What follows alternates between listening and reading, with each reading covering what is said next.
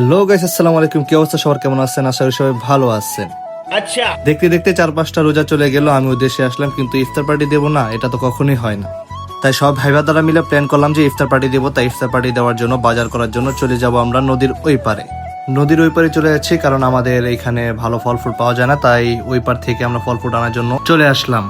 তো আমরা এখন অটোতে উঠবো, অটোতে উঠে আমরা চলে যাব বাজারে। অটোতে ভিডিও করতে করতে আমরা কখন যে চলে আসলাম বাজারে বুঝতেই পারলাম না।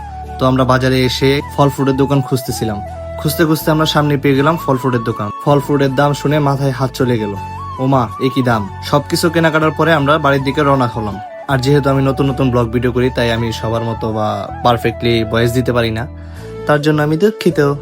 সবকিছু রেডি করে আমরা চলে আসলাম নদীর পারে। নদীর পারে আসার পর সবকিছু গোছগাছ করতেছে, সবাই যার যার মতো কাজ করতেছে। কেউ ফল ফ্রুট কাটতেছে, কেউ জুস বানাইতেছে, কেউ ছবি তুলতেছে, আর আমি ফাঁকে ফাঁকে একটু একটু ভিডিও করতেছি। তো দেখতে দেখতে সবকিছু প্রায় শেষ পর্যায়ে আমরা সবকিছু কাটাকাটি করে ফেললাম। আর আমি বাড়িতে আসার পর সবাই এখন ভিডিওর প্রতি মনোযোগ, তাই সবাই যার যার মতো ভিডিও করতেছে, ছবি তুলতেছে। আর আমি শরবত বানানোর জন্য প্রস্তুতি নিয়ে নিলাম। আর দেখতেই পারতেছেন আমি শরবত বানাইতেছি।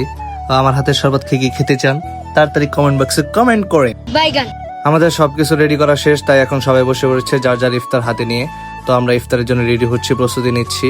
আর হ্যাঁ, আমাদের আয়োজনটা কেমন হয়েছে সবাই জানাবেন, আর জায়গাটা কেমন হয়েছে সেটাও জানাবেন। তো আজকের ব্লগ এই পর্যন্ত। সবাই ভালো থাকবেন, সুস্থ থাকবেন।